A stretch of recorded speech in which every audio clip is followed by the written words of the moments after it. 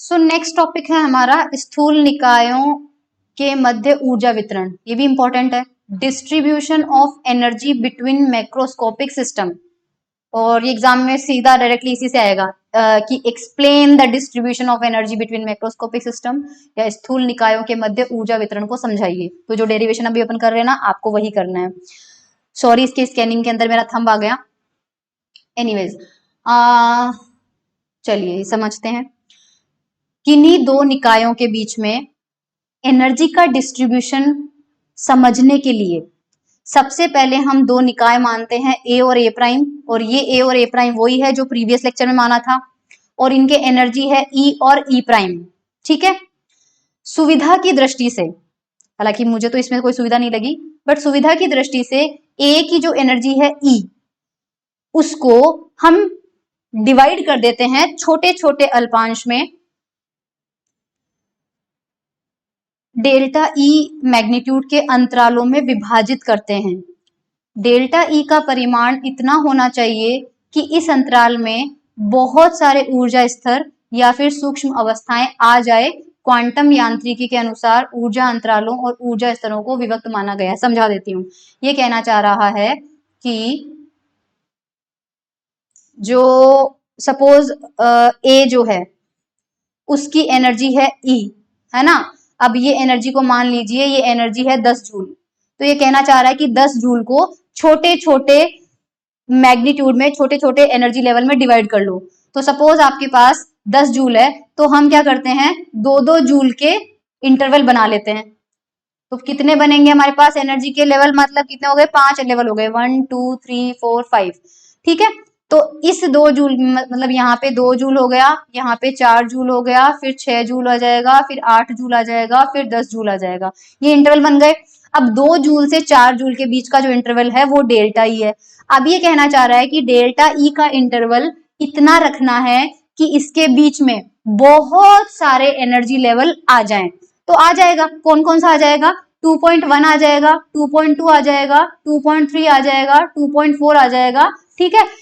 और ये कह रहा है कि ये डिस्क्रीट होना चाहिए, डिस्क्रीट होना चाहिए। डिस्क्रीट का मतलब, क्योंकि क्वांटम मैकेनिक्स ये कहती है कि वो कंटिन्यूअस नहीं होते। डिस्क्रीट और कंटिन्यूअस में अंतर क्या होता है, कंटिन्यूअस में अंतर होता है कि ये लाइन कंटिन्यूअस है, और डिस्क्रीट का मतलब हम उसे काउंट कर सकते हैं, और कंटिन्यूअस का मतलब हमें पता नहीं है कौन सी चीज कहाँ शुरू हो रही है, कहाँ खत्म हो रही है।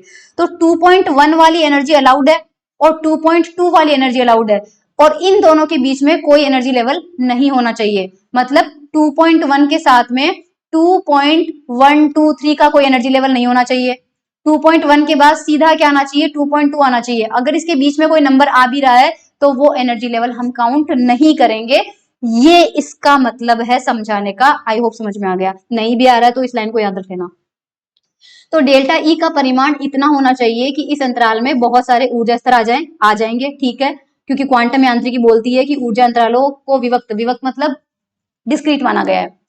अब अगर दोनों निकाय परस्पर ऊष्मारोधित नहीं है, दोनों निकाय यानी कि ए और ए प्राइम जो है ऊष्मारोधित नहीं है, तो दोनों क्या करेंगे, एनर्जी का एक्सचेंज करेंगे।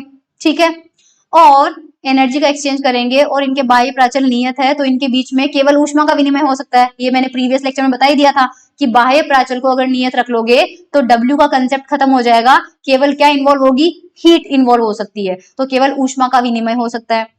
दोनों निकायों ए और ए प्राइम की ऊर्जा नियत नहीं होती है, क्योंकि ए जो है ए प्राइम के साथ कंटिन्यू इंटरेक्शन कर रहा है, तो अपनी एनर्जी उसको दे सकता है या उससे ले सकता है। अगर दे सकता है या ले सकता है तो एनर्जी कांस्टेंट कहाँ हुई, इसलिए ऊर्जा नियत नहीं होती है। लेकिन इनके द्वारा बने संयुक्त निकाय यानी ए स्टार की कुल ऊर्जा आइसोलेटेड होने के कारण नियत रहेगी। तो हम ये बात लिख सकते हैं मैथमेटिकल फॉर्म में कि E प्लस ई प्राइम जो है वो क्या रहेगा, नियतांक रहेगा, और उस नियतांक को हम क्या मान लेते हैं, E स्टार मान लेते हैं। मतलब यहाँ पे समझाना चाह रही हूँ कि ये कहना चाह रहा है कि आपका A है और A प्राइम है, ये तो आपस में इंटरेक्शन करेंगे, तो एनर्जी इनकी तो कांस्टेंट नहीं रहेगी। तो किसी टाइम पे इसकी एनर्जी E है और इसकी E प्राइम है, तो E जो है कांस्टेंट नहीं है। ई प्राइम जो है कांस्टेंट नहीं है, लेकिन दोनों की जो टोटल एनर्जी है वो कितनी है, ई स्टार है, और दोनों से बनाया हुआ जो संयुक्त निकाय है वो ए स्टार है। और क्योंकि ए स्टार को हमने बाहर के एनवायरनमेंट से बिल्कुल आइसोलेटेड रखा है, तो जो ई स्टार है वो हमेशा कांस्टेंट रहेगी। मतलब फॉर एग्जांपल अगर ई स्टार की वैल्यू है 5 जूल, तो जब इसकी 2 जूल होगी तो इसकी 3 जूल हो जाएगी, इसकी 1 जूल होगी तो इसकी 4 जूल हो जाएगी, इसकी 3 जूल होगी तो इसकी 2 जूल हो जाएगी। तो ई तो कंटिन्यू चेंज हो रहा है ना, और ई प्राइम भी कंटिन्यू चेंज हो रहा है, लेकिन दोनों का total which is E star यहाँ पर भी 5 जूल है, यहाँ पर भी 5 जूल है, और यहाँ पर भी 5 जूल है। तो यही चीज हम बोलना चाह रहे हैं। इक्वेशन 1 आई होप समझ में आ गया होगा। अब हम चलते हैं इक्वेशन 2 की तरफ। तो अब माना कि निकाय ए और ए प्राइम परस्पर इक्विलिब्रियम में है, ठीक है, और संयुक्त निकाय जो है वो भी इक्विलिब्रियम में है, ठीक है। इसके जो सेट है, ए निकायों की ऊर्जा ई के संभावित मान वह परास में हो सकते हैं। मतलब ये कहना चाह रहा है कि जो ई है उस एनर्जी की जो रेंज है वो रेंज में बहुत सारी वैल्यूज आ सकती है, लेकिन सभी मान एक्सेसिबल होने की प्रोबेबिलिटी डिफरेंट। यहां वो लाइन प्रीवियस लेक्चर में एक जगह मैंने बोला था कि ये जो प्रोबेबिलिटी वाली लाइन है ये बाद में समझ में आएगी, तो ये अब समझ में आएगी आपको। सभी मानों के एक्सेसिबल होने की जो प्रोबेबिलिटी होती है वो डिफरेंट डिफरेंट होती है। यदि निकाय ए की ऊर्जा ई है और तो निकाय ए प्राइम की ऊर्जा होगी E1। ओके, अभी भी प्रोबेबिलिटी वाला कंसेप्ट आपको ध्यान देने की जरूरत नहीं है, ये चीज मत लिखना, it's fine, I will explain it later with the diagram. अभी डायग्राम में समझ में आ जाएगा। इक्वेशन 2 आपको बहुत इजीली समझ में आ जाएगा। इक्वेशन 1 से देखो एक बार, इक्वेशन 2 को आप क्या लिख सकते हो, ई प्राइम की वैल्यू निकालनी है तो ई स्टार माइनस ई होगा इक्वेशन 1 से, समझ में आ जाएगा, ठीक है। अब यहाँ पर 2 में देखने पड़ रहा है कि ए और ए प्राइम और इनके संयुक्त निकाय ए स्टार की जो अभिगम्य अवस्थाओं की संख्या है वो केवल एक प्राचल ई पर निर्भर कर रही है। कहने का ये मतलब है कि यहाँ पर देखिए 3 तरह की एनर्जीज है, ई स्टार है, ई प्राइम है और ई है। ई स्टार तो हमेशा कांस्टेंट रहेगा। अगर ये हमेशा कांस्टेंट रहेगा तो इस पे तो कोई भी अवस्थाएं डिपेंड करेगी नहीं, क्योंकि ये तो कांस्टेंट है। अगर हम सिर्फ ई को चेंज करें, सिर्फ ई को चेंज करें तो बाय डिफॉल्ट उसी के अकॉर्डिंग ई प्राइम चेंज हो जाएगा।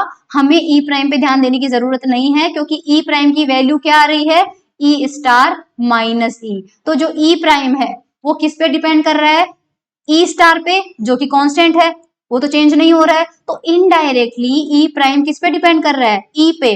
तो इसका मतलब हम ये कह सकते हैं कि सारी अवस्थाएं केवल एक एनर्जी से डिसाइड हो सकती है, ई से। ए की भी ई से डिसाइड हो सकती है, ए प्राइम की भी ई से डिसाइड हो सकती है, और ए स्टार की भी ई से ही डिसाइड हो सकती है। तीनों सिस्टम जो है वो केवल एक ई से डिसाइड हो सकते हैं, यहां पर कहने का ये मतलब है। तो ए और ए प्राइम और इनके संयुक्त निकाय ए स्टार, इनकी अभिगम्य अवस्थाओं की संख्या केवल एक पैरामीटर ई पर डिपेंड कर रही है, वो मैंने आपको समझा दिया है, ठीक है।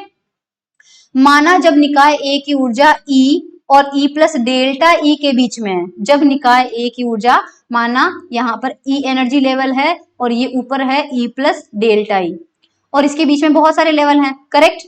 तो कह रहा है कि जब निकाय ए जो है वो बीच में कहीं पर है, बीच में कहीं पर है, यानी उसकी जो ऊर्जा है ना तो वो ई है ना ही वो ई प्लस डेल्टा ई है, इसके बीच की रेंज में कुछ है, कितनी है पता नहीं है, बट ई से ई प्लस डेल्टा ई के बीच में एनर्जी, ए की एनर्जी है।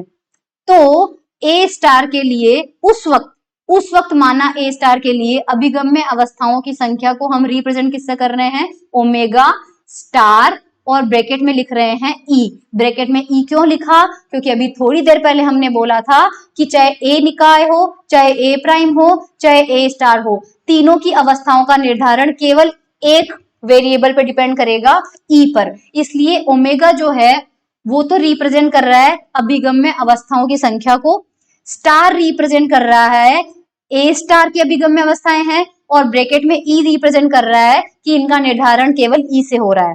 तो एक सिद्धांत होता है समान पूर्व प्रायिकता, जो कि हम इसी बुक में आगे पढ़ेंगे, इक्वल अ प्रायरी प्रोबेबिलिटी। उस सिद्धांत के अनुसार क्या होता है कि जब कोई निकाय साम्य अवस्था में होता है, जब कोई निकाय साम्यावस्था में होता है तो निकाय की सभी अभिगम्य अवस्थाओं में से किसी में भी निकाय के पाए जाने की प्रायिकता समान होती है। इससे मैं आपको थोड़ा सा समझाना चाहती हूं कि जब कोई निकाय साम्यावस्था में है, देखो मान लीजिए आपने एक चैम्बर लिया और उसमें आपने कोई भी गैस फिल कर दी।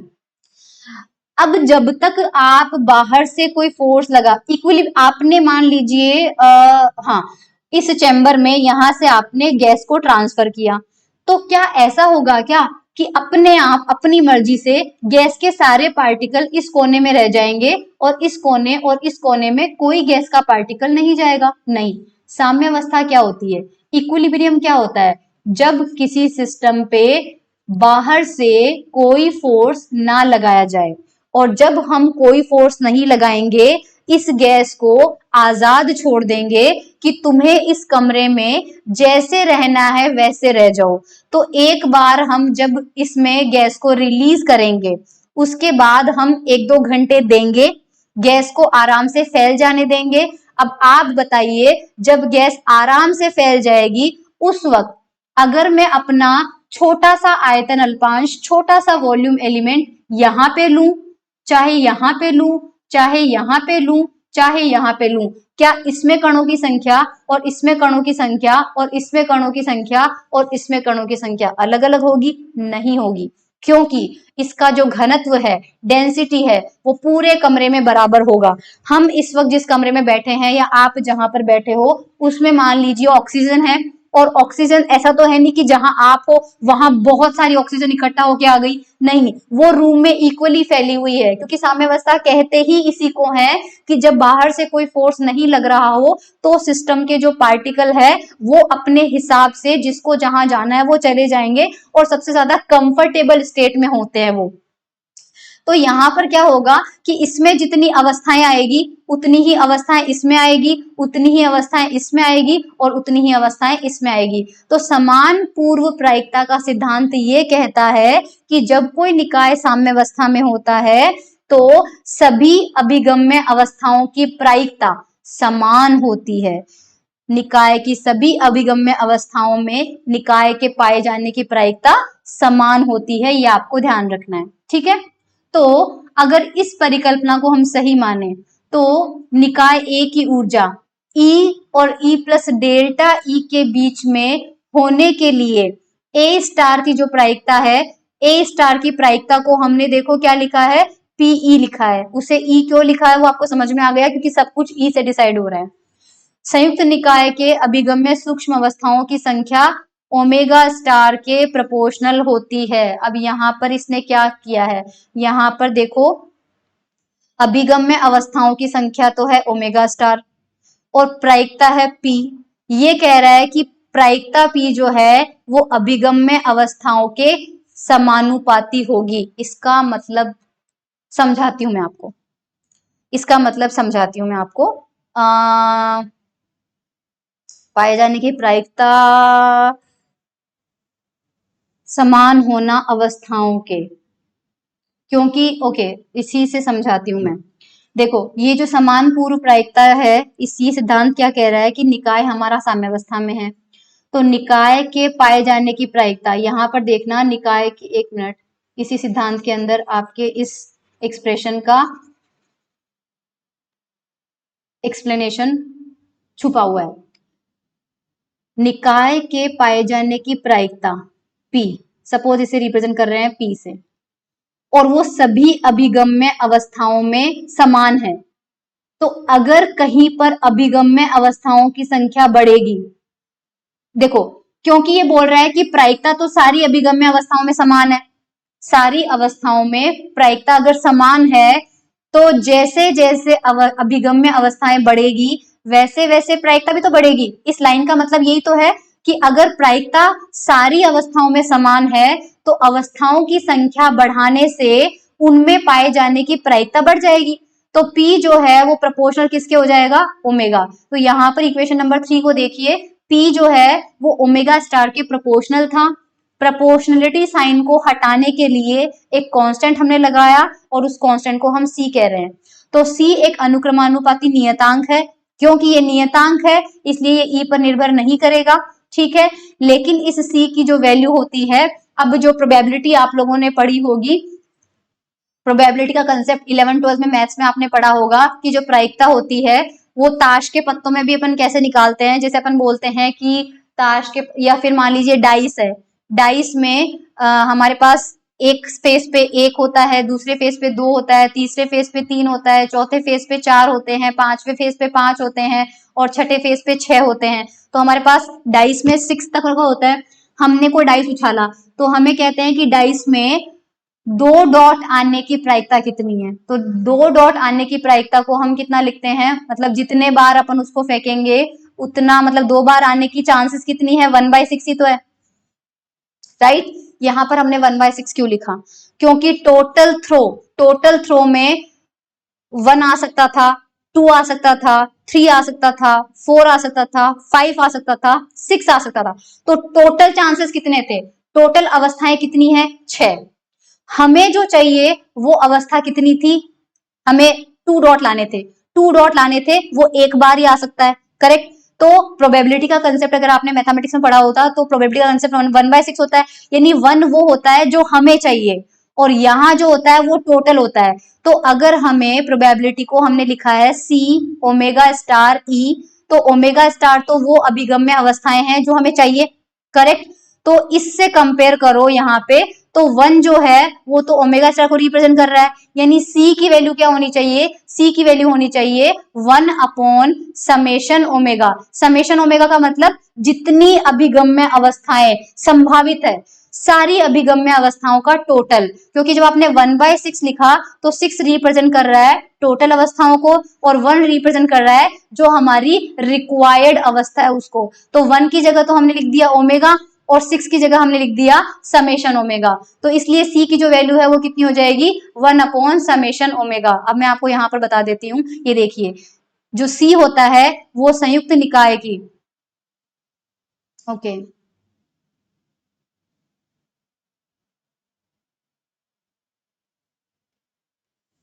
Just a minute. तो C क्या है, निकाय, यह संयुक्त निकाय की टोटल अभिगम्य अवस्थाओं के व्युत्क्रम को रिप्रेजेंट करता है। तो प्रोबेबिलिटी का फॉर्मूला क्या हुआ, हमारी जो रिक्वायर्ड स्टेट है जिसमें हमारा निकाय है और जिसमें जिन सब में वो हो सकता है उनका टोटल, ठीक है, इसे हम बोल सकते हैं। या फिर यहाँ पे ये C-1 नहीं है, ये C का इनवर्स है, C का इनवर्स है। C का इनवर्स क्या हो गया, समेशन, क्योंकि C जो है वो क्या है, 1 upon summation omega star, okay. अब आगे देखिए, पहले यहां तक का एक बार इंग्लिश वाले बच्चों को दिखा देते हैं। तो ये था distribution of energy between macroscopic system. आप इसको एक बार पोज करके और देख लीजिए।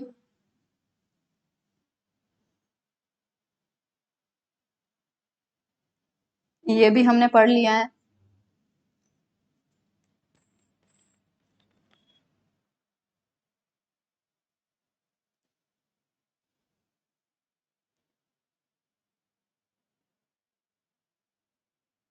एक मिनट, हाँ, इक्वेशन 3 तक देख लीजिए।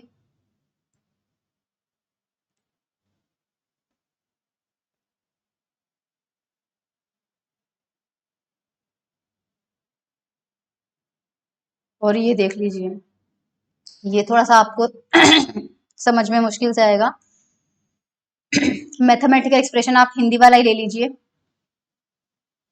यानी P वाला यहाँ ले लीजिए, इसके बाद इस 1 को फिलहाल छोड़ दीजिए। टोटल प्रोबेबिलिटी एक्चुअली हमेशा 1 के इक्वल होती है, इसलिए यहाँ पर 1 लिखा हुआ है, तो आप छोड़ दीजिए, इसको 1 करके C की वैल्यू आ जाएगी यहाँ पे। यहाँ से मतलब जो प्रीवियस केस में लिखा हुआ था ना कि C is equal to 1 upon summation omega कैसे आया था, ये उसका डेरिवेशन है। अगर हिंदी मीडियम वाले बच्चों को भी देखना है तो वो देख सकते हैं, क्योंकि टोटल प्रोबेबिलिटी जो होती है वो 1 के इक्वल होती है, तो इसको अगर 1 के इक्वल करेंगे तो यहाँ से C की वैल्यू आ जाएगी 1 अपॉन समेशन ओमेगा और प्रोबेबिलिटी का फॉर्मूला आपके पास ये हो जाएगा, ठीक है।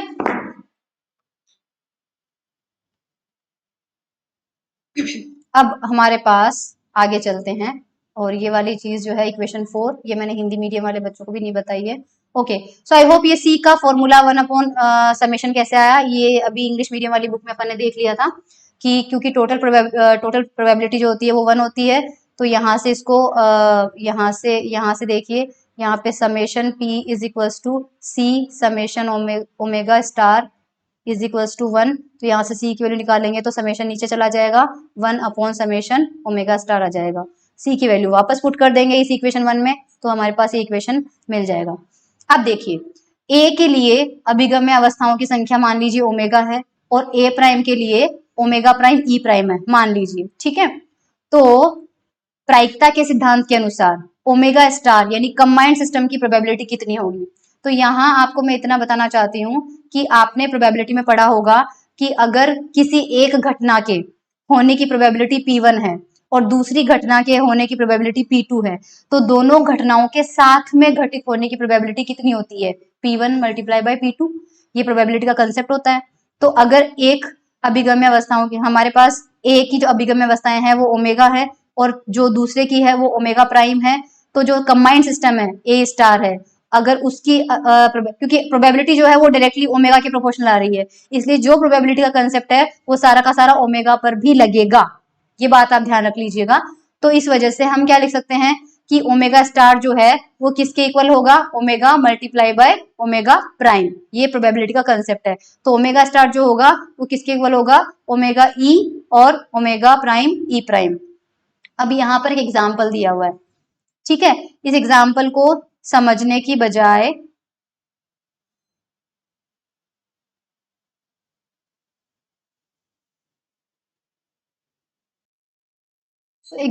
मतलब इसको एक एग्जाम्पल है जो वैसे बहुत इंपॉर्टेंट नहीं है लेकिन सामने आ गया तो इसको समझ ही लेते हैं।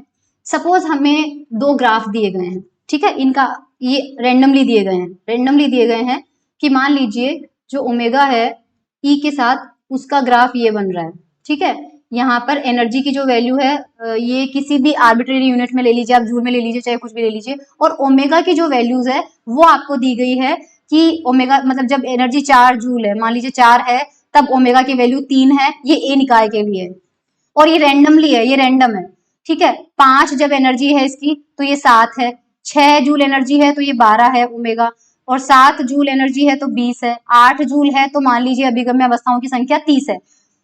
3, 7, 12, 20, 30 ये रैंडम है, इनका कोई पता नहीं है अपन को अभिगम्य अवस्थाओं। यही सेम रैंडम ग्राफ हमने ओमेगा प्राइम के लिए बनाया है। यहाँ पर भी एनर्जीज वही है और यहाँ पर हमने रैंडमली नंबर ले लिए 4, 10, 20, 32 और 50, यहाँ पर 50 है, ये 50 है। अब देखो एक टेबल समझते हैं, ठीक है। हमारे पास हमें पता है कि जो शुरुआत में हमें इक्वेशन 1 मिला था या कौन सा मिला था जिसमें हमें पीई जो था वो वैल्यू मिली थी हमें सी ओमेगा स्टार और ई, ये मिला था। और फिर हमने देखा कि ओमेगा स्टार जो था वो किसके इक्वल आया था, omega multiply by omega prime. तो अगर ओमेगा स्टार की ये वाली वैल्यू यहाँ रख दी जाए तो हमें इक्वेशन 5 मिल जाएगा। P e is equals to c omega star था, ओमेगा स्टार की जगह हमने ओमेगा इंटू ओमेगा प्राइम रख दिया। अब ये कह रहा है कि ओमेगा के ई के साथ दर्शाने के लिए हमने ऊपर ये वाला ग्राफ और ये वाला ग्राफ जो मैंने अभी आपको दिखाया। अब एक टेबल बनाते हैं। माना किसी ए और ए प्राइम से बना हुआ निकाय हमने लिया है ए स्टार और उसकी टोटल एनर्जी कितनी है 15। अगर उसकी एनर्जी 15 है तो यहाँ पर देखिए थर्ड वाला कॉलम ई स्टार की वैल्यू जो है वो ई प्लस ई प्राइम है, ये हमेशा क्या रहेगी 15 ही रहेगी, ठीक है। अब ए की एनर्जी, जब ए की एनर्जी 4 होगी तो जाहिर सी बात है ई प्राइम यानी कि ए प्राइम की एनर्जी कितनी हो जाएगी 11, क्योंकि टोटल कितना होना चाहिए 15। जब इसकी 5 होगी तो इसकी कितनी हो जाएगी 10, क्योंकि 15। जब इसकी 6 है तो इसकी कितनी हो जाएगी 9, 15। 7 है, 8 है, 15, 8 है, 7 है, 15। लेकिन जब ए की ऊर्जा 4 है तो अभिगम्य अवस्थाओं की संख्या की ग्राफ से कितनी दी हुई है, क्योंकि ये ओमेगा ग्राफ 1 से लिया गया है और ये ग्राफ 2 से लिया गया है, ये कितनी है 3। और जब इसकी एनर्जी 11 है, ध्यान रखना जब इसकी एनर्जी 4 है तो इसकी एनर्जी 11 लेनी पड़ेगी। अब मैं दोनों ग्राफ आपको दिखाती हूँ, दोनों ग्राफ हम यहाँ पर देख लेते हैं। ये देखिए जब ए की एनर्जी इस पे फिर से ड्रॉ नहीं हो रहा, यहाँ पर चलते हैं। हमने अभी क्या देखा इसमें, देखना हमने देखा कि जब ए के लिए एनर्जी जो है वो 4 है तो 4 के करस्पॉन्डिंग ओमेगा लेना पड़ेगा, और 4 के करस्पॉन्डिंग ओमेगा कितना दिया हुआ है 3, ओमेगा बराबर 3। लेकिन जैसे ही हमने इसकी 4 ले ली वैसे ही ए प्राइम की एनर्जी कितनी हो जाएगी ई प्राइम हो जाएगी, और ये 4 अगर हो गया तो टोटल एनर्जी 15 करने के लिए ये कितनी आएगी, 11 आएगी। और अगर 11 लेनी पड़ेगी तो हमें ए प्राइम में ई प्राइम 11 देखना पड़ेगा, और उस 11 के करस्पॉन्डिंग जो ओमेगा होगा वो चेक करना पड़ेगा दूसरे ग्राफ से। तो दूसरे ग्राफ से 11 के करस्पॉन्डिंग एनर्जी देखो, तो दूसरे ग्राफ से 8 यहाँ है, 9 यहाँ है, 10 यहाँ है, 11 यहाँ है, तो 11 के करस्पॉन्डिंग कितना आ रहा है, 50 आ रहा है। तो ओमेगा प्राइम की वैल्यू कितनी हो जाएगी, 50 हो जाएगी। तो ये एक मैंने समझाया है। सिमिलरली आप, तो कुल मिला के जो ओमेगा ए है उसकी एनर्जी जो है ई, उससे ओमेगा डिसाइड हो रहा है, लेकिन ओमेगा जो प्राइम है वो किससे डिसाइड हो रहा है, इस एनर्जी ई की वजह से, क्योंकि अगर इसकी वैल्यू 4 है तो दूसरे वाले की कितनी बचेगी, 11 बचेगी, और 11 के करस्पॉन्डिंग फिर हमें ओमेगा प्राइम देखना पड़ेगा। तो 3 हमने ले लिया और ग्राफ से 50 आ गया, तो ओमेगा स्टार कितना मिलेगा, इन दोनों का मल्टीप्लीकेशन विच इज 150। सिमिलरली जब इसकी 5 है तो 5 के करस्पॉन्डिंग आप ग्राफ में बैक जाके देखेंगे तो 7 आएगा, और अगर वो 5 है तो ए प्राइम के लिए कितनी एनर्जी बची, 10 बची, और 10 के करस्पॉन्डिंग ग्राफ से ओमेगा प्राइम की वैल्यू देखोगे तो वो कितना मिलेगा, 32 मिलेगा, और ये हमारे पास ओमेगा स्टार आ जाएगा। सिमिलरली हमारे पास ये टेबल बन गई। लेकिन नॉर्मली जो सिस्टम देखते हैं उनमें पार्टिकल्स की संख्या बहुत ज्यादा होती है, 10⁻20 होती है। इस कारण से इनकी जो डिग्री ऑफ फ्रीडम होती है उसकी संख्या भी बहुत अधिक होती है। अगर एक पार्टिकल की डिग्री ऑफ फ्रीडम f है तो सिस्टम की टोटल डिग्री ऑफ फ्रीडम जो है वो f इंटू एन हो जाएगी। क्यों, देखो अगर मान लीजिए आपके पास किसी सिस्टम में 3 पार्टिकल है, डिग्री ऑफ फ्रीडम का मतलब ये होता है, और ये पार्टिकल मान लीजिए गैस के हैं। अब ये गैस के हैं तो ये किस में मूव कर सकते हैं, 3 डायमेंशनल कमरे में मूव कर सकते हैं, यानी कि हर पार्टिकल जो है वो x में भी जा सकता है, y में भी जा सकता है, और z में भी जा सकता है। तो x में जाने के लिए वो फ्री है, y में जाने के लिए वो फ्री है, और z में जाने के लिए वो फ्री है। तो ये जो जिस डायरेक्शन में वो जाने के लिए फ्री होता है उसे उसकी डिग्री ऑफ फ्रीडम बोलते हैं।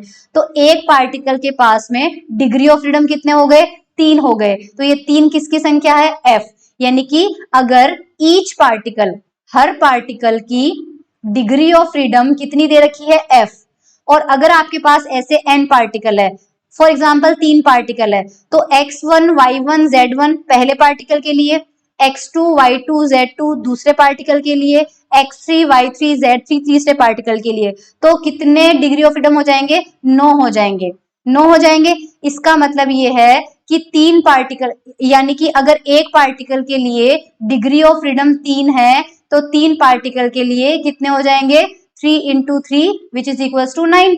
अब इसी को फॉर्मूले में रखते हैं, एक पार्टिकल के लिए डिग्री ऑफ फ्रीडम f है, एक पार्टिकल के लिए डिग्री ऑफ फ्रीडम f है, तो 3 पार्टिकल थे, यानी कि n पार्टिकल के लिए कितना हो जाएगा, f इंटू एन हो जाएगा, जो कि 3 इंटू 3 है हमारे केस में, कितना आ जाएगा, 9। तो n पार्टिकल सिस्टम के लिए डिग्री ऑफ फ्रीडम जो है वो हमारा कितना आ जाएगा, f इंटू एन हो जाएगा। ठीक है, अब निकाय A की ऊर्जा में अगर वृद्धि होती है, ठीक है, वृद्धि होती है तो हमारे पास उसकी प्रति डिग्री ऑफ फ्रीडम ऊर्जा वृद्धि बहुत कम होती है, परंतु निकाय में डिग्री ऑफ फ्रीडम की संख्या अत्यधिक होने के कारण निकाय की संभावित सूक्ष्म अवस्थाओं की संख्या में वृद्धि बहुत ज्यादा होगी। अगर ये लाइन आपको नहीं समझ में आ रही है मत समझिए, बिकॉज इट इज यूजलेस, कोई मतलब नहीं है। मैं आपको इस चीज का मतलब अभी समझा देती हूँ। यहाँ पे इस चीज को समझने की बजाय आप सिंपल सी लैंग्वेज में ये ध्यान रखो कि ओमेगा ई जो है वो ई का एक रैपिडली इंक्रीजिंग फंक्शन होता है, क्योंकि ओमेगा जो है वो अभिगम्य अवस्थाओं की संख्या है, और अभिगम्य अवस्थाएं जो है वो आपके पास एनर्जी पे डिपेंड कर रहा है। अब ये कह रहा है कि अगर आपके पास एनर्जी जो है वो बढ़ेगी, और उसकी वजह से अगर एनर्जी बढ़ेगी तो एक्सेसिबल स्टेट की संख्या भी क्या होती जाएगी, हमारे पास बढ़ती जाएगी।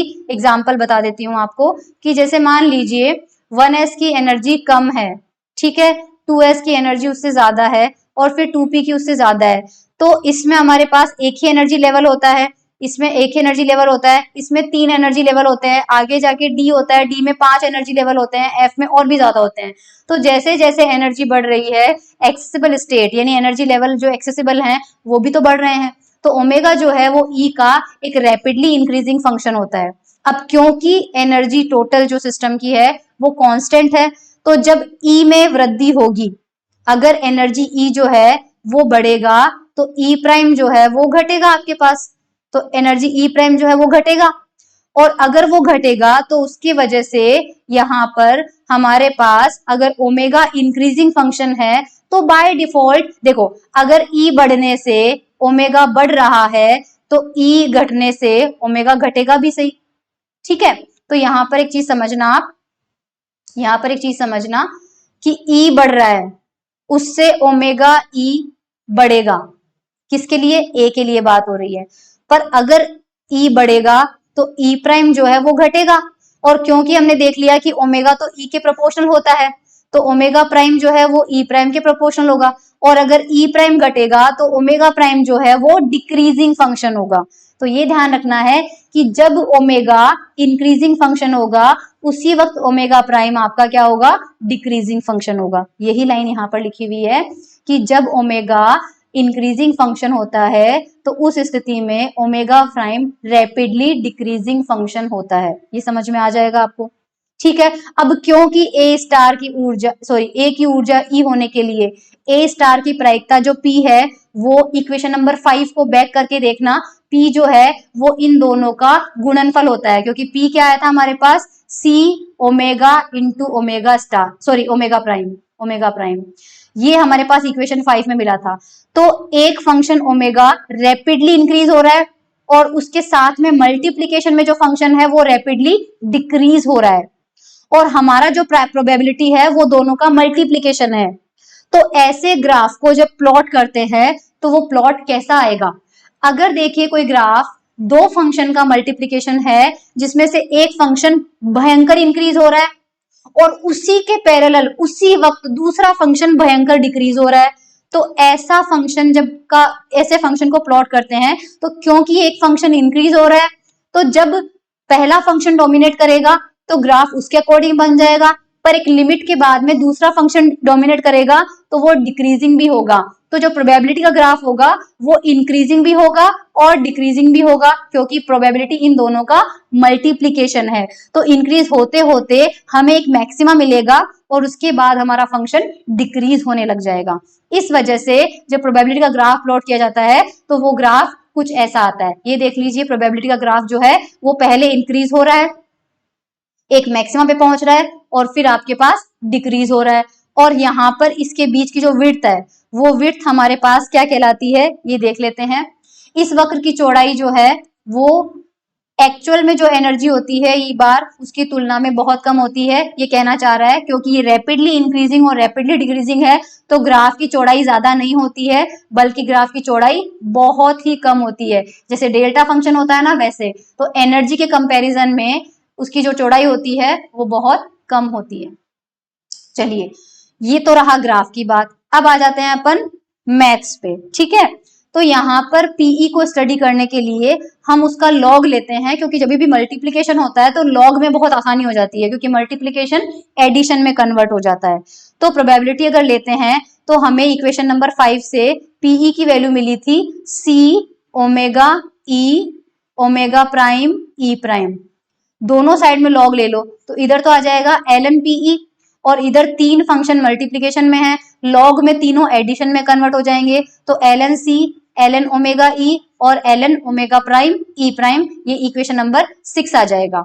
अब बीच में हमारे पास यहाँ पर ये जो जहां पर हमें मैक्सिमा मिल रहा है उसको हम रिप्रेजेंट करते हैं इससे E, और यहाँ पर ये वाला सिंबल ध्यान रखिए, this symbol is very different than E bar. E bar आपका एवरेज एनर्जी को रिप्रेजेंट कर रहा है और ये वाला जो सिंबल है वो आपका मैक्सिमा को रिप्रेजेंट कर रहा है। E इज इक्वल्स टू ई, और इस वाले सिंबल पे आपको क्या मिलेगा, मैक्सिमा मिलेगा। ये वाला जो सिंबल मतलब ये वाला जो सिंबल होता है इसको इंग्लिश में बोलते हैं टिल्ड, ठीक है। फिर मैं डैश नहीं बोलना चाहती हूँ कि डैश से आप इस हाइफन को समझ जाओगे, दिस इज हाइफन, तो ये टिल्ड बोलूंगी ना, ई टिल्ड, ठीक है। तो ई टिल्ड कौन सी एनर्जी है, जहां पर हमें प्रोबेबिलिटी का मैक्सिमा मिल रहा है, ध्यान रखिएगा। चलो, तो इस डायग्राम से E is equals to e tilde, यानी ई टिल्ड मैक्सिमा पर प्रोबेबिलिटी क्या होता है, मैक्सिमम होता है। और अगर प्रोबेबिलिटी मैक्सिमम होता है जहां P मैक्सिमम होगा वही उसका log p भी क्या होगा, मैक्सिमम होगा। और अगर log p मैक्सिमम होगा तो आपको पता है कि y जब मैक्सिमम होता है तो किसी पर्टिकुलर x पर dy by dx क्या होता है, 0। तो कोई फंक्शन अगर मैक्सिमम या मिनिमम होता है तो उसका फर्स्ट डिफरेंशिएशन क्या होता है, 0 होगा। अब अगर देखो ln p, p किसका फंक्शन है, e का। अगर ये मैक्सिमम है तो मुझे क्या करना पड़ेगा, del by del e ln pe, इस फंक्शन का पहला डेरिवेटिव डिफरेंशिएशन क्या करना पड़ेगा, 0 करना पड़ेगा। लेकिन ये किस पे होगा, जब e की वैल्यू क्या होगी, e टिल्ड होगी, ठीक है। तो अगर ये मैक्सिमम होगा तो del by del e ln pe किसके इक्वल होगा, 0 के इक्वल। अब इसका डिफरेंशिएशन करो, है ना। तो del by del e ln p as a function of e, तो log x का डिफरेंशिएशन क्या होता है, 1/x होगा। तो सबसे पहले यहाँ पर फंक्शन क्या है, p है, तो फंक्शन का करना पड़ेगा, तो 1/pe। अब क्योंकि किया किसके रेस्पेक्ट में है, यहाँ पे अपन ने फंक्शन का कर दिया पहले p के रेस्पेक्ट में, तो 1/p तो हो जाएगा। और फिर फंक्शन का किसके रेस्पेक्ट में करना पड़ेगा, e के रेस्पेक्ट में करना पड़ेगा। और ये किसके इक्वल है, e equal to e tilde पे है और इक्वल टू 0। इक्वेशन नंबर 7 हमें मिल गया। अब इक्वेशन 6 का डिफरेंशिएशन करके 7 को यूज करते हैं। 6 का डिफरेंशिएशन क्या करना है, 6 में था क्या, 6 आपके पास था ln p is equal to ln c plus ln omega e plus ln omega prime e prime, ये था। हमें क्या करना पड़ेगा, इस पूरे को डिफरेंशिएशन कर दो, तो दो सब पे डिफरेंशिएशन कर दो। तो डेल बाय डेल ई लगाया ln p पर, डेल बाय डेल ई लगाया ln c पर, डेल बाय डेल ई लगाया ln ओमेगा ई पर, और डेल बाय डेल ई लगाया, भले ये ई प्राइम का फंक्शन है पर क्योंकि दोनों साइड में डिफरेंशिएशन हमें सेम वेरिएबल के साथ में करना होता है, इसलिए डेल बाय डेल ई के रेस्पेक्ट में हमने किया है। अब c तो कांस्टेंट है, तो कांस्टेंट का डिफरेंशिएशन तो 0 होता है, ये तो 0 हो जाएगा, ठीक है। लेकिन यहाँ पर लास्ट में आप देखिए कि ये जो लास्ट वाला फंक्शन है, हमने डिफरेंशिएशन तो किया है e के रेस्पेक्ट में, और फंक्शन किसका है, e प्राइम का है। तो हमें क्या करना पड़ेगा, इसका वेरिएबल चेंज करना पड़ेगा। तो इसका वेरिएबल चेंज करने के लिए ध्यान से देखिएगा, चलते हैं। तो सबसे पहले हमारा, अच्छा, और ये राइट हैंड साइड हमने 0 कैसे लिखा, राइट हैंड सबका 0 कैसे आया, क्योंकि यहाँ से देखिए इक्वेशन नंबर 7 से देखिए लेफ्ट हैंड साइड में क्या है, del by del e ln pe, और यहाँ पर कितना है, del by del e ln pe, तो ये क्या हो जाएगा आपका 0, ये क्या हो जाएगा आपका 0। तो बचे हुए ये जो दो टर्म है, इन दो टर्म को हमें क्या करना है, 0 के इक्वल करना है। तो हमने क्या कर दिया कि ये वाला टर्म और सेकेंड टर्म जो है उसमें हमने क्या किया, सेकेंड टर्म ये था del by del e ln omega prime और ई प्राइम। हम क्या करेंगे, वेरिएबल चेंज करने के लिए यहाँ पर डेल ई प्राइम से मल्टीप्लाई और यहाँ पर भी डेल ई प्राइम से मल्टीप्लाई कर देते हैं। या फिर वेरिएबल चेंज करने का तरीका क्या होता है, देखो डी, एक तो इस तरह से, ये तो शॉर्ट ट्रिक है बट गलत है ये तरीका ना। dy बाय डी को हम क्या लिख सकते हैं, dy बाय डी जेड और dz बाय dx लिख सकते हैं मैथ्स के अंदर। वेरिएबल चेंज करने के लिए dz से dz कैंसिल आउट हो जाता है और वापस हमारे पास क्या जाता है, dy बाय dx, या फिर इसको बोलते हैं to change the variable, variable को चेंज करने के लिए।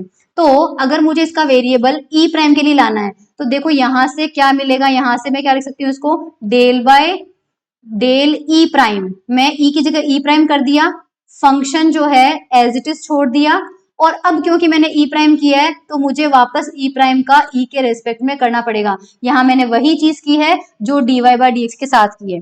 अब इसकी वैल्यू अगर हमें निकालनी है, डेल ई प्राइम, ये देखो हमने यहाँ पर कर दिया और ये राइट हैंड साइड में 0 आ रहा है, ठीक है। अब ये डेल ई प्राइम अपॉन ई की वैल्यू निकालते हैं, तो ये हमने ऊपर यहाँ निकाली हुई है। यहाँ पर देखिए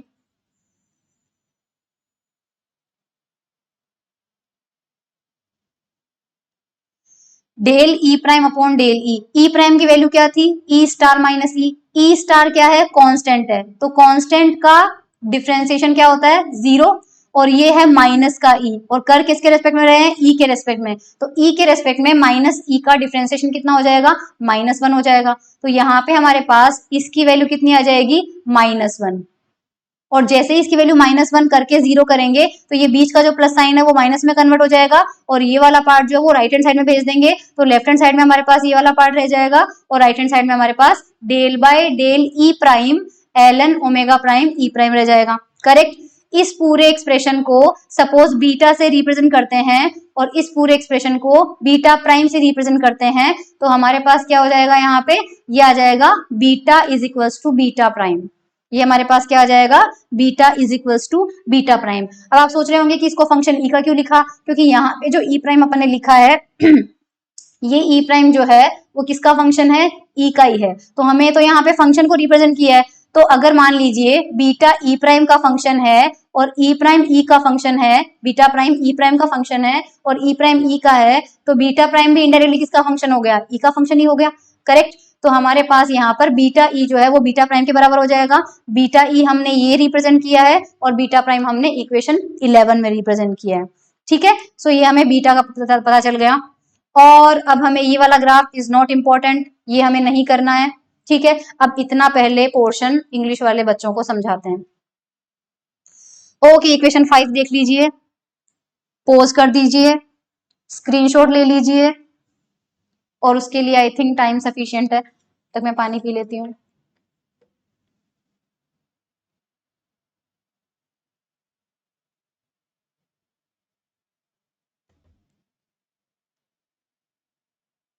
ये ग्राफ मैंने ग्राफ से जो टेबल एक्सप्लेन की थी और डिग्री ऑफ फ्रीडम F1 कैसे होगा वो,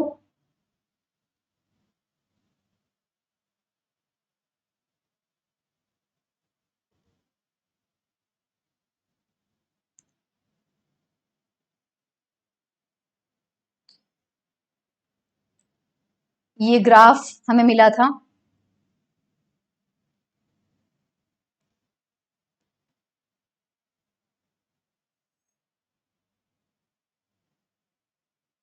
ये इंपॉर्टेंट नहीं है नीचे वाला ग्राफ, यस ये मैथमेटिक्स इंपॉर्टेंट है,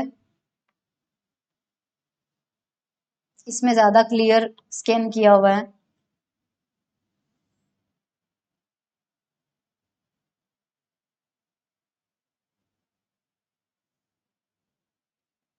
ओके, इक्वेशन 11 तक हम आ गए।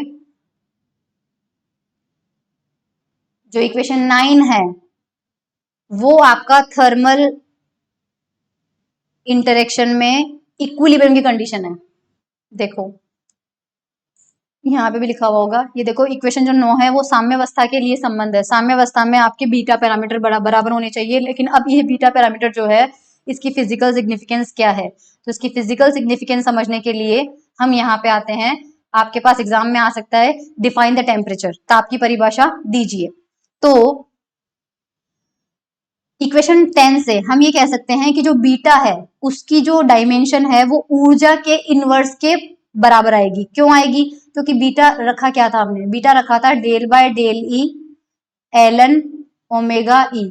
ओमेगा ई क्या है, नंबर ऑफ एक्सेसिबल स्टेट। तो ओमेगा एक नंबर है और लॉग ऑफ नंबर एक नंबर ही होगा। मतलब फॉर एग्जांपल Ln2 एक नंबर ही मिलेगा, Ln3 एक नंबर ही मिलेगा, Ln4 एक नंबर ही मिलेगा। तो लॉग वाले पार्ट को तो छोड़ दीजिए, और यहाँ पर नीचे क्या लिखा हुआ है, एनर्जी है। तो ये जो बीटा है ये आपके पास एक तरह से 1 एनर्जी को रिप्रेजेंट कर रहा है। तो हम ये कह सकते हैं कि जो बीटा की विमा है वो एनर्जी के इनवर्स के प्रोपोर्शनल आएगी। तो इस वजह से हम क्या करेंगे कि यहाँ पर एनर्जी के प्रोपोर्शनल, तो यहाँ पर जो बीटा है प्रोपोर्शन भी क्या डायरेक्टली इक्वल करो, क्योंकि इक्वल ही आ रहा है, इक्वल आ रहा है। तो बीटा इज इक्वल टू आ रहा है 1/E। तो एनर्जी का जग जाहिर फॉर्मूला क्या होता है, एनर्जी को हम नॉर्मली किससे रिप्रेजेंट करते हैं, केटी से। एनर्जी किसके प्रोपोर्शन होता है, अब 1/2 केटी अलग कंडीशन में होगा, 3/2 केटी अलग कंडीशन में होगा, लेकिन के को जब टी से मल्टीप्लाई करते हैं तो हमें क्या मिलता है, एनर्जी मिलती है। तो इसलिए हम बीटा के इनवर्स को, बीटा को 1 एनर्जी है ना, तो बीटा को 1 केटी लिख सकते हैं, या फिर 1 बीटा जो है वो केटी के इक्वल आ सकता है, ठीक है। तो यहाँ पर बीटा जो है वो के के रूप में और के के रूप में उसको व्यक्त कर सकते हैं। तो यहाँ पर जो एक पैरामीटर यूज हुआ है टी, यहाँ पर जो एक प्राचल यूज हुआ है टी, उसको उसको क्या बोलते हैं, एब्सोल्यूट टेम्परेचर कहते हैं। तो टेम्परेचर की डेफिनेशन में आपको ये लिखना है कि जो ऊपर इक्वेशन है वो इक्वेशन ये लिख लेना, बीटा इज इक्वल्स टू, जहां हमने बीटा प्राइम किया था पहले वो इक्वेशन लिख लेना, मतलब समीकरण 10 पहले लिख लेना, उसके बाद बोलना, उसके बाद लिखना कि इस इक्वेशन से बीटा की जो डायमेंशन है वो एनर्जी के व्युत्क्रम के बराबर आती है। इस कारण बीटा के व्युत्क्रम को हम किसी धनात्मक नियतांक के के रूप में व्यक्त कर सकते हैं, जिसकी विमा ऊर्जा के तुल्य होगी। बीटा और के को स्वेच्छानुसार निम्न संबंध द्वारा चयनित, स्वेच्छानुसार आर्बिट्रेरी चयन किया है। यहाँ पर जो टी होता है वो किसको, इसको क्या बोलते हैं, इसकी जो डायमेंशन आती है वो टेम्परेचर की आती है, इसको हम बोलते हैं परम ताप। तो ये हमारे पास टेम्परेचर के इक्वल हो जाएगा। तो यहाँ पर टेम्परेचर का भी दिखा देते हैं इंग्लिश मीडियम वाले बच्चों को, डेफिनेशन ऑफ टेम्परेचर। ओके, ये देख लीजिए,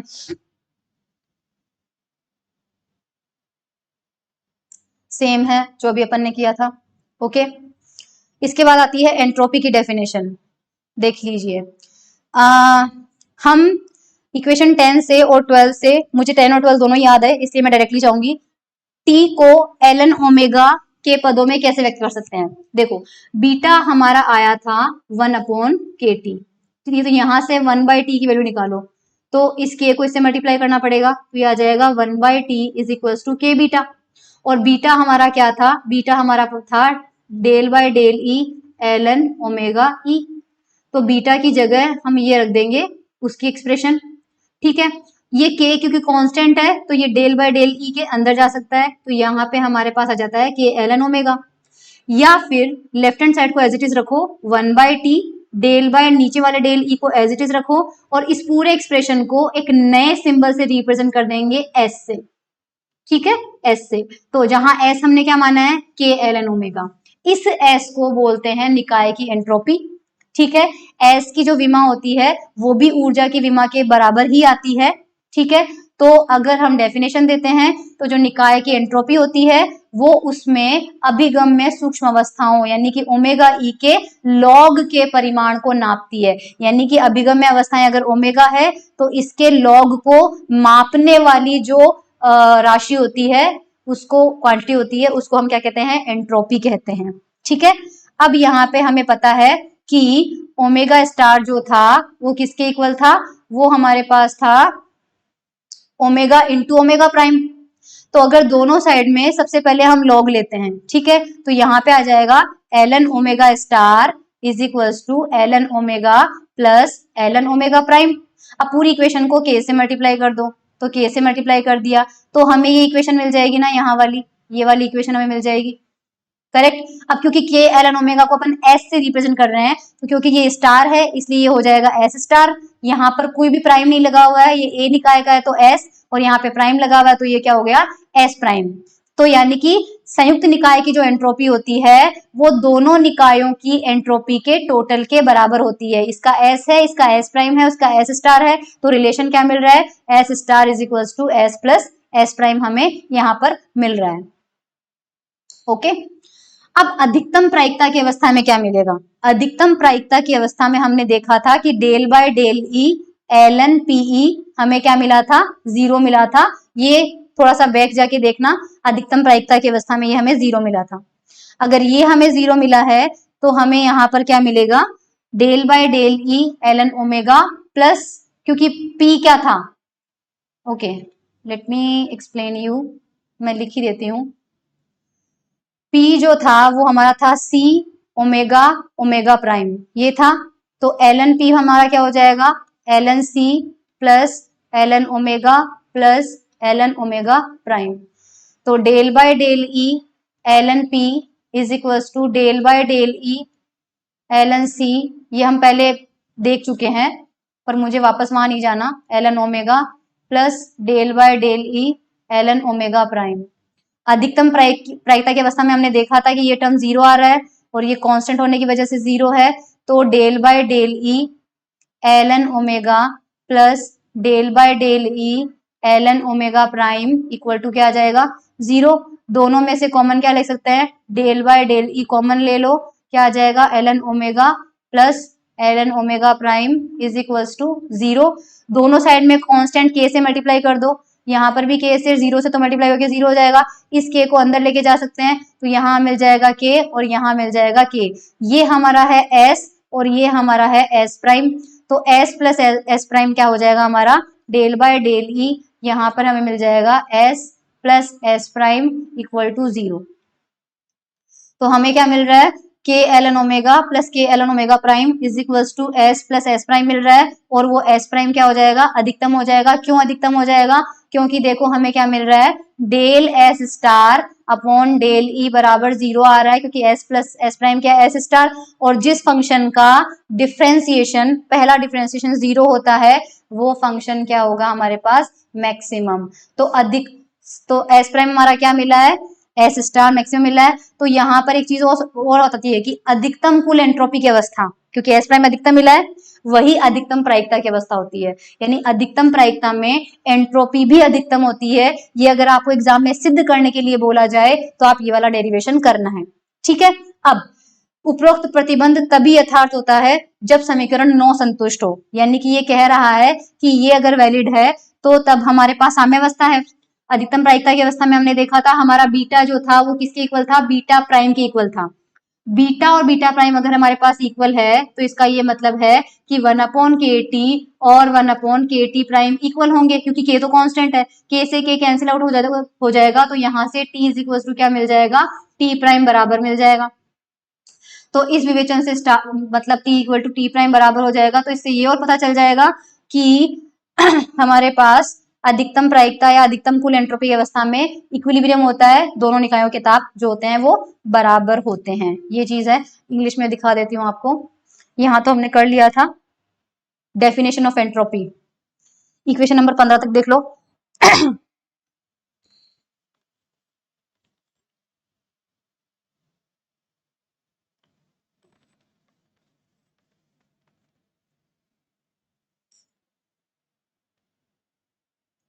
15 के बाद ये इक्वेशन 17, 16 और नीचे वाला पार्ट इंपॉर्टेंट नहीं है, बस ये जो बोल्ड करके डार्क लेटर्स में लिखा हुआ है ना, ये एग्जाम में प्रूव करने को आ सकता है। In case of maximum probability the system has maximum entropy. So आ सकता है एग्जाम में, prove that entropy is maximum when the probability is maximum, या फिर entropy is maximum when there is an equilibrium, क्योंकि इक्विलिब्रियम में ही हमें बीटा बीटा प्राइम के बराबर मिला था,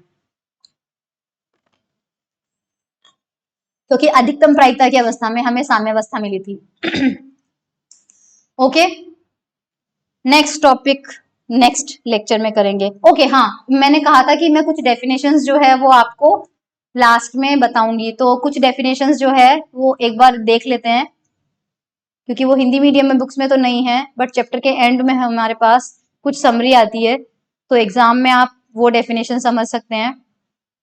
ये हिंदी मीडियम वाले स्टूडेंट्स के लिए भी है।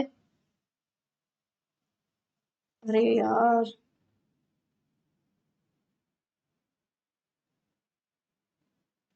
बहुत लंबा चैप्टर है यार ये।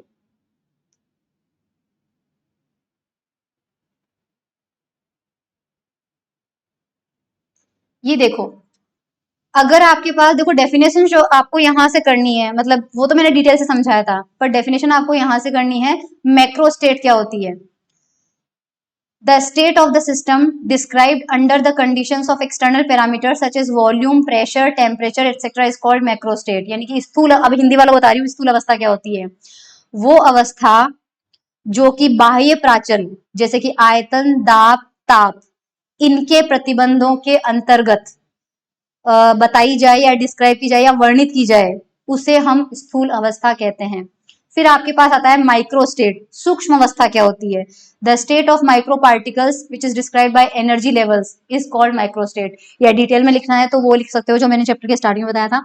तो सूक्ष्म मतलब सूक्ष्म कणों की वह अवस्था जो कि ऊर्जा स्तरों से वर्णित की जाती है, उसे सूक्ष्म अवस्था कहते हैं। इसके बाद आपके पास आया था ऊष्मीय अन्योन्य क्रिया। तो थर्मल इंटरेक्शन में उतना लंबा नहीं लिखना है, तो ये आप इतना भी लिख सकते हो कि if the external parameters of the system are kept constant, यदि किसी निकाय के बाह्य प्राचल नियत रखे जाते हैं, सो दैट, ताकि their energy levels remains unchange, ताकि उनके ऊर्जा स्तर अपरिवर्तित रहे। The interaction happening in the system is called thermal interaction. तो ऐसी अवस्था में हुई अन्योन्य क्रिया जो होती है निकायों के बीच में, उसे ऊष्मीय अन्योन्य क्रिया कहते हैं। In this interaction the amount of heat absorbed by one system is equal to the amount of heat emitted by another system। इस अन्योन्य क्रिया में किसी एक निकाय द्वारा अवशोषित ऊष्मा की मात्रा दूसरे निकाय द्वारा उत्सर्जित मात्रा के बराबर होती है। और ये क्यू वाला देख सकते हैं आप। Adiabatic interaction, this interaction takes place by changing external parameters in adiabatically isolated system। यानी कि यह अन्योन्य क्रिया रुद्धोष्म रूप से विलगित निकाय के अंदर बाह्य प्राचलों को परिवर्तित करके होती है। In this interaction, the work done by one system is equal to the work done by another system on another system। इस अन्योन्य क्रिया में किसी एक निकाय द्वारा किया गया कार्य दूसरे निकाय के ऊपर किए गए कार्य के बराबर होता है। उसके बाद आपके पास आता है जनरल इंटरेक्शन यानी कि व्यापक। ये बेटर है कि आप पुराना वाला लिख लीजिए। प्रिंसिपल ऑफ इक्वल अप्रायर प्रोबेबिलिटी, समान पूर्व प्रायिकता सिद्धांत, ये भी हमारे पास पहले आ गया था, ये भी डार्क बोल्ड करके उसमें लिखा हुआ है, ठीक है। और ये चीजें बीटा वाला कुछ नहीं करना है अपन को। एब्सोल्यूट टेम्परेचर, अगर परम ताप की परिभाषा आती है तो वो आपको ये लिखनी है, ये लिखना है सीधा यहीं से लिखो द डायमेंशन, ये यहाँ से शुरू कर देना भले आप, यहाँ से ये यहाँ से स्टार्ट कर देना और फिर लिख देना कि बीटा की विमा जो होती है वो एनर्जी की विमा के विपरीत होती है, तो ये बीटा आ जाता है। टी को परम ताप कहते हैं। एंट्रोपी की परिभाषा जो आती है उसमें आपको ये लिखना है, पहले फॉर्मूला लिखना है। और एंट्रोपी क्या मेजर करती है? The magnitude of log of number of accessible microstate, ये हिंदी में भी लिखा हुआ है, ठीक है। उसके बाद आता है जीरो, ये हमने नहीं पढ़ा, तो यहाँ तक एंट्रोपी तक हमने कर लिया है, ओके। इसके बाद हमारे पास आता है an approach to thermal equilibrium, जो कि हम करेंगे नेक्स्ट लेक्चर में। Thank you.